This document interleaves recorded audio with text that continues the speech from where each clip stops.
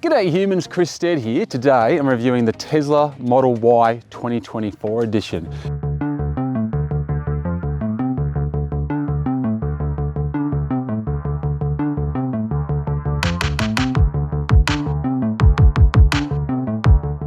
this is pretty exciting for me. I've never ever driven a Tesla before. I've never even been in as a passenger. I haven't even got a Uber where someone's had a Tesla. So I've never been in one before. So really quite excited to see what it's like, see whether this is the type of car that I'd be into, and just whether or not it's good for just general purpose use here in Australia, and who's going to be great for it. So I'm going to take you on a bit of a drive. We're going to go and look through all the details, look inside the car. I'm going to give you my thoughts and my impressions on how this thing goes.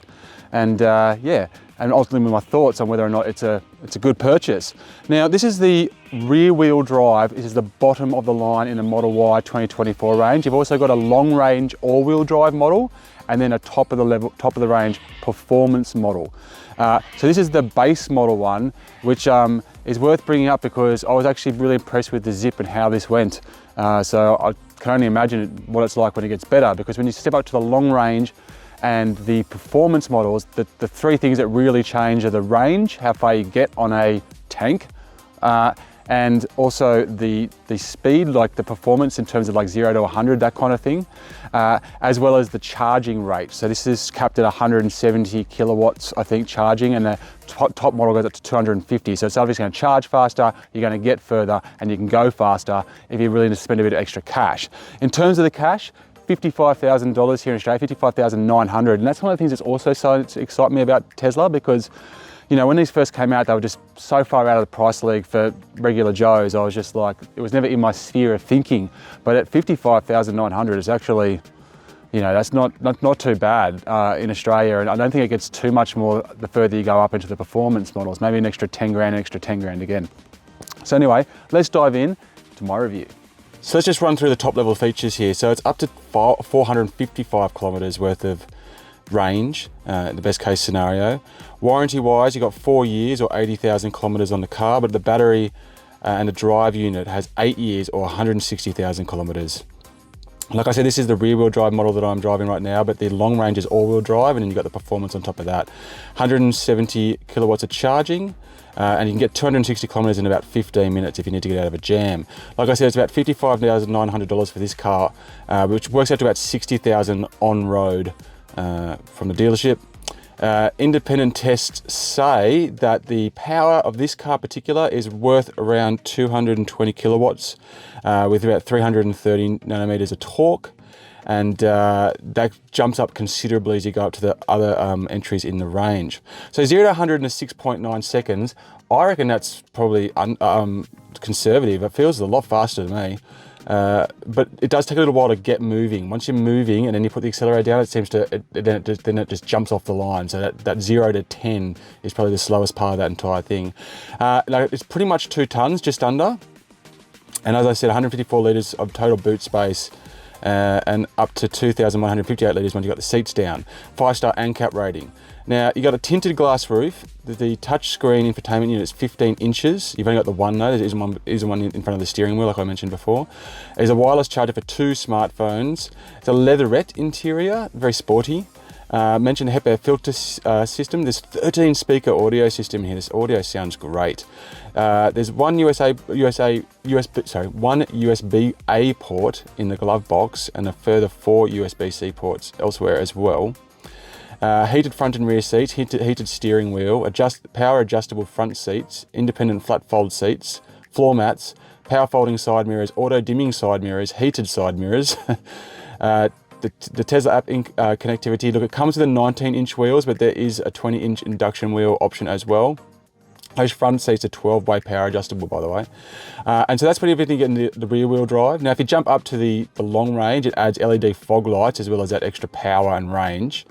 And if you jump up to the performance, you're jumping up to the 21-inch Uber turbine wheels, the performance brakes, lowered suspension, aluminium alloy pedals, and a carbon fiber spoiler. So you get a few extras there with the performance model.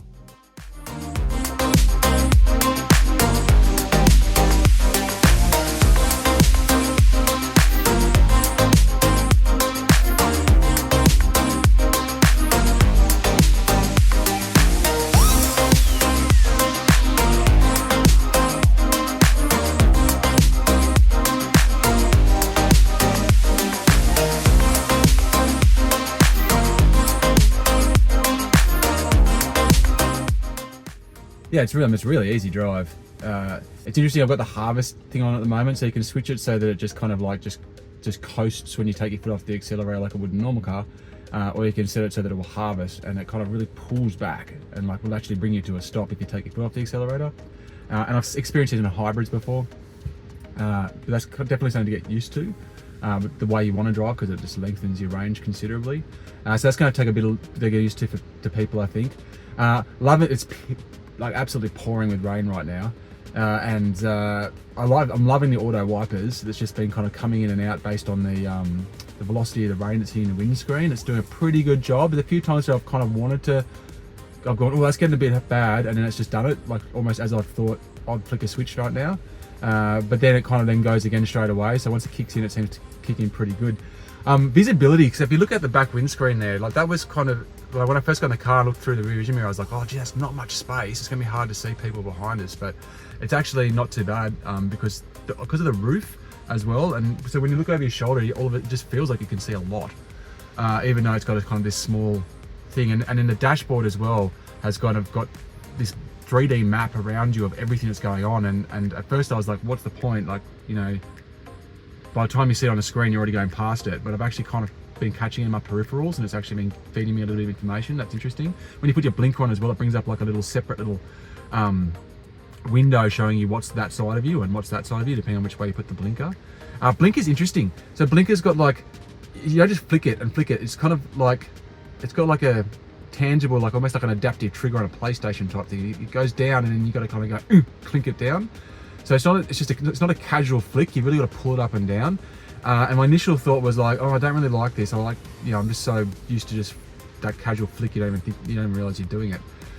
But it's, it actually kind of has like this experience to it. So it actually becomes like a bit of a more of a meaningful act. And I've actually kind of like, you know, I love getting in a manual and just zipping around like a bunch of bendy corners, going up and down the gears constantly, because you're doing something. And so it actually feels like you're doing something. So I've actually kind of starting to like it. Also been pretty impressed so far by the sound, and not just the audio because of the music, because that sounds great. Like not out of this world, but a pretty good clarity between the highs, lows, and mids. Just been listening to some other random dude's Spotify track, but it's been yeah, the sound quality is really good, really loud. But also the sound from the outside world. So when I first got in it, I could kind of hear a few bits and pieces outside, and I was like, oh, of course, there's no engine sound, so you're going to hear everything outside a lot more, but you don't. Too much to my surprise. You're basically just getting a kind of a cocooned feel. So they've done a really good job, I guess. Whatever they've done to kind of trap the sound is pretty good. The one thing that I straight away don't like is that at the dashboard, so what's directly in front of you, there's no screen through the steering wheel, so it's all just on this kind of side monitor, and because it's on the side monitor, you can't just look down and see your speed. You kind of got to look that way to see your speed.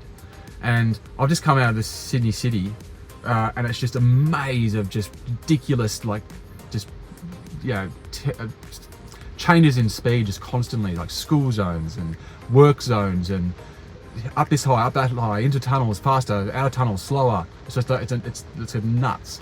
And I've had to, and you know, I'm in this car, it's not mine. I don't really want to rack up a speeding bill on it, so I'm just like being really hyper concentrating on my speed and just making sure I stay under the limit, and just not being able to see it just with a little flick down on my eyes and up is just, I'm not liking that at all. So that's something I'm not cool with. I really wish that there was a way of seeing the speed through the steering wheel and not having to look that way constantly.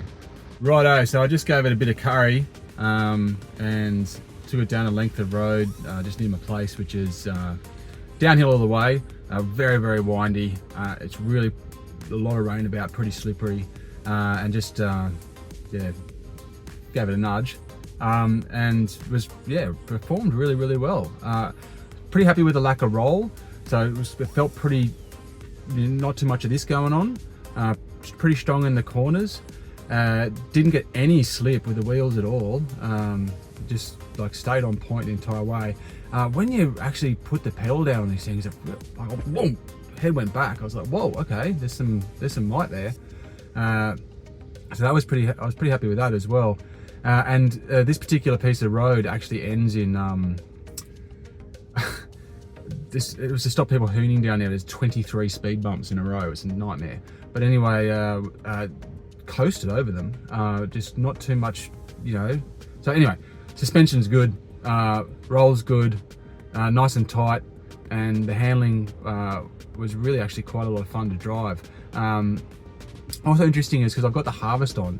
So when you kind of come into the corners and you let the foot off the accelerator a bit, it grabs the engine and kind of slows it down. It's very reminiscent feel to engine braking. Like usually if I was just going through the gears in a manual, that's what I'd be doing anyway, just saying chunk, chunk, chunk, chunk, just like using the engine to slow myself down and power out, you know. So it kind of has that similar sensation. It's not as much fun because you're not doing anything, but once I kind of thought of it like that, it actually, yeah, it was kind of cool. So, and also I started at the top of the hill at 80% battery, and then I got to the bottom of the hill at 83% battery. So the harvesting actually did something as well. Actually, there's one thing I forgot to say, and that is that when I was doing that drive, kind of weaving down through the forest there, I actually got motion sickness, which I've never got before, ever driving a car. And not only that, like I've driven down that road a million times since I was 16, so I'm not really sure what was going on there. I don't know if it was just this random thing or something to do with the car. So I'll test it again.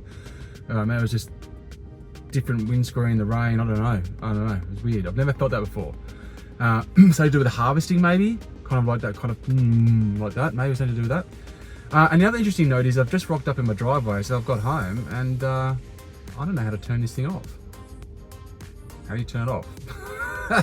There's no button, there's no keys. All I've got's this. Tesla, off. I don't know, guess I'll work that out.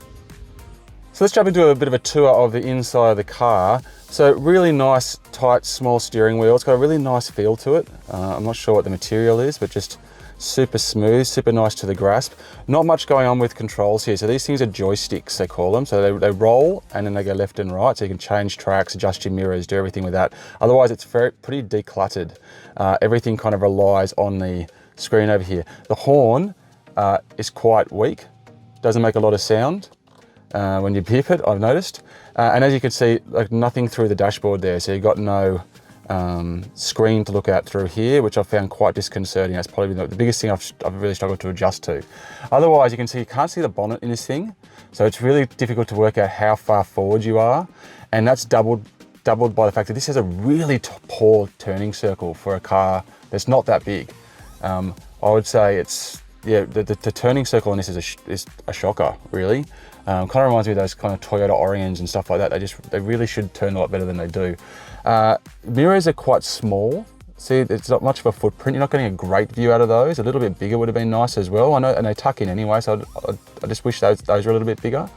But you've got speakers everywhere you look. There's 13 of them in the car. And interesting door lock mechanism here, this little button. All these nice little interesting ideas that I've only ever seen in a Tesla. Although wood grain, like seriously. But anyway, still got some throwbacks. Just wanted to leave this in here to show you there's plenty of room for a water bottle in there. And so you notice it's all carpeted as well in here, and carpeted down the bottom. And this is to do apparently with trying to help with the sound coming in from outside. But these seats here, they're a bit like hard to the touch. They're not luxurious, if you'd say, but and it probably takes a little bit of comfort off them, but they're that classic kind of sporty feel, and I believe you can get it in a white as well. Love the phone chargers. You can see it here. I've got the big Pixel, top of the range Pixel, which is the big one there. That fits there nice and fine. It's easy. And you got these deep. Oh, you probably can't see in the shadow there, but that's really deep because you've got no engine requirements down there. The two cup holders here. And then another pretty deep, not as deep, glove box here. What I'm kind of surprised by is that this isn't a fridge. I just would have thought, you know, that would be, why not turn that into a cooler fridge? Maybe they just don't think They haven't done it for Australians as much. Rear vision mirror is pretty small, but so is the back window, so you don't have to see too much anyway. But this doesn't block too much of your view. There's all the camera system and everything there, which is really impressive. Like when it shows you kind of around all the different things around your car, it's really impressive how well it picks it all up. But vision-wise, like that's my height there, and you know, you can see pretty clearly all the way around. It's pretty good. Love the glass roof. Check that out. How rad's that? And it's hopefully, my only worry is in Australian summer sun, like old man like me getting a bit of a bald spot. I'm just a bit worried about that, but unfortunately it's winter right now, so I can't test it. So most of the usual get up in there, but yeah, overall, it's a luxury premium finish. It's a luxury premium feel, and it's pretty decluttered. And it's just so much going on in this screen. I don't even know where to start to really take you through it all, but I will just say that it does have Netflix, it's got YouTube, it's got a bunch of video games on here as well. And then you got all this car customization options that you can go through where you can just, and I think I'd be sitting around playing in here for ages.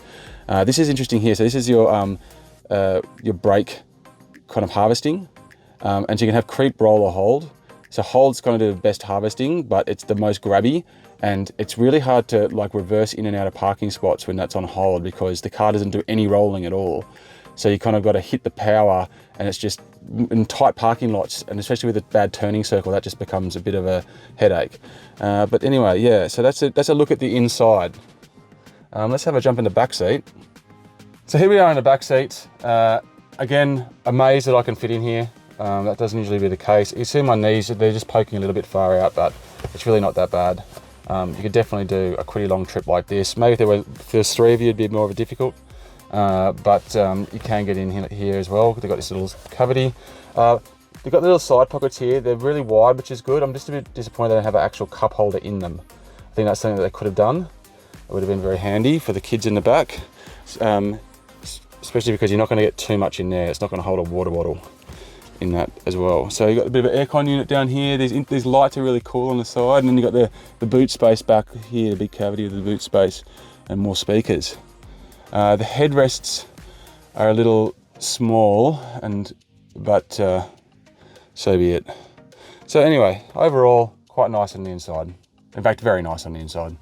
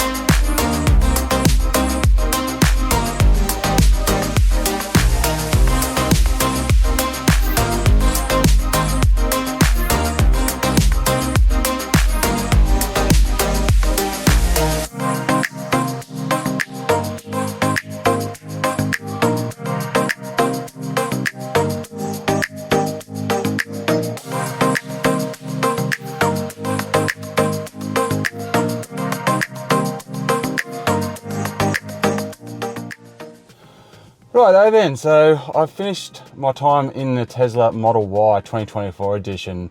My first ever time driving a Tesla, and the experience has been really quite good. There's definitely some pros and cons. So the pros are that it's much more fun to drive than I thought it'd be. I really thought that it'd just be controlling everything that you're doing and that you're really just a passenger, but it's not. It's fun. It's definitely helped by the fact it's super zippy. So you really it really goes once you put the pedal down. So like it says it's 6.9 seconds to 100 in this is the bottom model. This is the rear wheel drive, but it feels a lot faster than that. I think maybe just 0 to 10 is quite slow, and then once it hits kind of like it gets going, then it just goes whoop. And you know, it handles in corners really, really well. It handles the bumps and that super nice as well. And with the luxury feel and all the other kind of things going on, it's yeah, I could totally see myself driving one of these, which I never would have thought I would have said. But yeah, it's a lot better than I thought it was going to be. And the price actually is like not nearly as bad as I thought it'd be either. Like this thing's 55,900 here in Australia, which is, you know, pretty reasonable for everything that you're getting. There were things that I'm not so cool about. The turning circle's a shocker. The kind of side mirrors I think could be a fair bit bigger. They're just unnecessarily small. The battery just decharges itself. So every time I've got it back in the car, it's been like considerably lower than when I first got in, when I last left it, including like one night it dropped 10% of battery power just sitting in my driveway. So I don't know if I've got the setting wrong there. I had a look through everything, I can't see anything. From what I see on the forums, that's just a thing that happens. It kind of drains, phantom drain, but that's going to catch you out, you know. So like the idea of just getting into the process of just like literally plugging it in every time you get home, I think is just something that I'd find challenging and awkward, but something surely you get used to. But yeah, it definitely feels like a luxury drive and a futuristic drive, and a potential future for automobiles. That's for sure. Which I was pretty skeptical going in, but I'm kind of sold on it.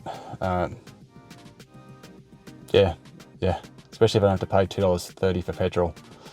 All right, let's talk a little bit about the design. So I actually find the Model Y to be quite a good looking car.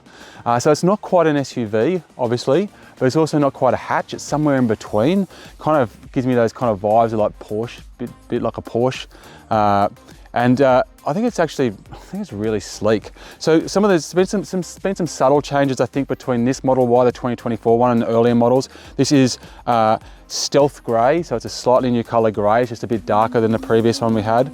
The previous one was in the market anyway. They've redone the headlights so they look a bit better as well. The glass thickness as well, there's been a lot done to try and mitigate the noise and the sound that's coming in, which I believe was like a big complaint on some of the earlier Model Ys. I thought it was actually really good in this car, and it's to do with carpeted walls and thicker glass here on the front, a bit more stuff like that. Now, if we come and have a closer look around here, if you're not familiar with the Teslas and everything, super cool handles. You push it in like that and it just comes out to get in and out of the car. I'll take you inside in a bit. All glass roof. So when you're in the car, it's just like permanent skylight, sunroof, sorry. The whole roof is glass. It's actually kind of better like that because, you know, sunroofs basically leak. Ultimately, they just end up leaking. I don't know about these mags, whether these are standard or not, but they're Boss. I really like them. But overall, it's just a beautiful, sleek car. And the thing that's really good about the design of this car is that it's functional. Like, it actually has so much space in it, which I'll show you in a sec, but there's just so much room inside it for a big dude like me. Despite being a relatively small footprint, you know. If you come around and have a look at the back here, so you can actually set the height that this opens, but for me, just all the way up. Check out the size of this boot. Like, it's just huge. Much bigger than you see. I think it was 853 litres, I think, of boot space, which includes kind of this area, and there's like some space at the front, which I'll show you in a sec. And then if you fold down the seats, it's like 2,000 and something litres worth of space. And I honestly think if you felt you could sleep in this car. You could fold down those seats and actually sleep in here if you wanted to. And if you have a look at here, there's additional space all under here. Now, the reason why there's additional space is because there's no spare tyre, and that's actually a concern for me. Like, I don't know, elsewhere in the world, maybe that's cool, but in Australia, it's just not cool. Like, you know, tyres pop. Tyres get nails in them. Tyres get all kinds of weird things in them. We're always driving off-road and doing silly stuff here in Australia like that, whether you like it or not. And you know what the main reason why tyres pop in Australia is because it doesn't rain. And because it never rains, it never washes debris off the roads. So screws and stuff like that, they all sit around the roads, and you have a month, 2 months without any rain, and there's a lot of build-up. The chances of you hitting something are huge. So a bit of a shame that there's no spare tyre. But as you can see, just a really good utilisation of space, other than the fact that, you know, there's that compartment under there is costing you a spare tyre. I don't know if it's something to do with weight, something like that. I don't know why they do it. But in the end, very, very beautiful. very, very good looking car. You're not going to be too upset driving around that around the streets. Now, if I look at the front, you've got a compartment in here as well, which you might not, which I didn't expect. And I think there's a HEPA filter in here behind here as well to help kind of the air that comes in kind of be, bio filtered, as well as just pushing it into your car. When you've got the air conditioning on and so forth, it's going to actually filter that air as well as coming through. I think that's new to this 2024 model. I might be wrong, but I'm pretty sure that's new. And a tow point connector here as well. There you go. So yeah, overall outside design, smick. I like it. Now, one of the cool things, like I said, about the design is that there's just heaps of space in here for a big bloke like me. So if you come around here, I'm going to show you just how. So I'm 195 centimeters, 100 kilos plus. So getting big, and there are cars that I just don't fit in. And as you can see here, I'm fitting really easily, and the seat's so customizable and adjustable, and you just hit your profile if it's not already set to your profile, and it just moves everything to exactly what is right for you. But my head's clearing, it's got that much clearance. I don't think I've ever had that much clearance in a car before. And the visibility at every side, even at my height, is spot on. It's really, really good. The passenger seat has just got so much room. It's ridiculous. You could fit Shaq in there, man. And then I'll show you as well, just in the back, because back's always another challenge, right? So keep in mind, this is with the seat back for me. So not for an average sized dude. And I'm still fitting really, really well. Yes, my knees are on either side of this. I could do another inch of space, but really anyone who's shorter than me is going to move the chair forward another inch anyway. But that's not too bad. Like I can kind of get them in there. It's not the most comfortable position to be in for a long distance anyway. That I could sit there for ages. And my head clearance, again, I've still got that much clearance on the top of my head, which is just almost unheard of again. So again, I'm just loving the space here. Also, see this here? We've got these big flat panels on top. The driver's side's got it as well. It's just really nice because you can, with the windows open, you can just lean your arm on it a lot easier because it's a nice flat surface. So have a look over here. You can see what I mean. Look at that. So when you're driving and you've got your arm out the window, Aussie style, that's going to do well for you. Also have a look at this here. So you see how thick the glass is? And if you have a look here as well, so apparently they've just thickened the glass up to help with the road noise. But like I said, I thought the road noise was really good. So overall, I'm really impressed with the Model Y Tesla. In fact, I'm just impressed with the Tesla in general, but this Model Y variant in particular, I really, really like it, mostly because it fits me so well. And one of the things that was really surprised me is just how customizable it is. And I guess the customization side of it shouldn't have been a surprise. It's, it's all computerized and so forth, but I just didn't think I'd be able to just turn things off. I got the impression that these things would take so much control out of the driving experience that it really wouldn't be that fun to drive, but it's not the case. You can toggle everything on and off. In fact, you can get so deep with the different customization options and how everything operates within the car and how the car itself operates, that you can really kind of get it to exactly where you want it to. And that was a surprise for me. There's a couple of things that concern me. I'm concerned about the range. It's got a top out of about 454, I think it was. It says that's the best you're going to get ever, in best case scenario, harvesting the perfect amount, coasting at the perfect speed, all that kind of stuff. So you're probably going to get a fair bit less than that most of the time. I've definitely got a fair bit less than that in my time with the car. And I've also had the battery just drain on me, and that's a concern. So last night, as an example, I parked the car at the front of my house. It was at 48%. When I got in it in the morning, it was at 40%. It just sat there and lost 8% overnight. Was it a cold night? Yeah, it was a cold night, and batteries generally don't go too well in the cold, but that's a considerable drop. And I noticed it and went, oh, that's really bad.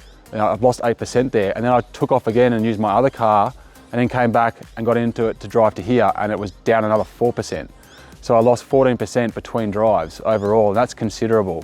And obviously, you're gonna have to install a charger or get to a charger to be able to maintain that. So I'm worried about that. That's a concern for me.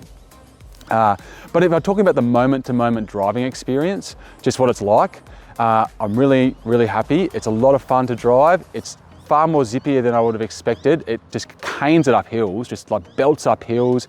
The roll on it's really good. There's not too much bouncing. Like the suspension I was really impressed by as well. And even though I started to feel a bit of motion sickness at time, I think I'll get used to that. I think that's more the harvesting and the back and the forth. I was feeling motion sickness that I've never felt before. I think I just need more time to get over that. But yeah, super zippy experience. And the fact that there's 2 models beyond this, and on paper, they're a lot zippier and a lot faster again. I'm like, wow, okay, well, this is really impressive to begin with. So, yeah, I kind of really want to try the performance model now and just see how that thing goes. But yeah, overall, I've definitely enjoyed the experience of driving this. And for the first time in my life, really, I'm actually thinking to myself, you know what, I could actually drive one of these electric cars, which, you know, I wouldn't have said was possible even just a couple of years ago. Anyway, those are my thoughts on the Tesla Model Y. At the price point that it's at, yeah, it's absolutely worth considering, definitely worth a test drive at the very least. Okay, I'm Chris Stead. Thank you very much for watching. Make sure to check out my other videos, and until next time, I'll check you later. Yeah.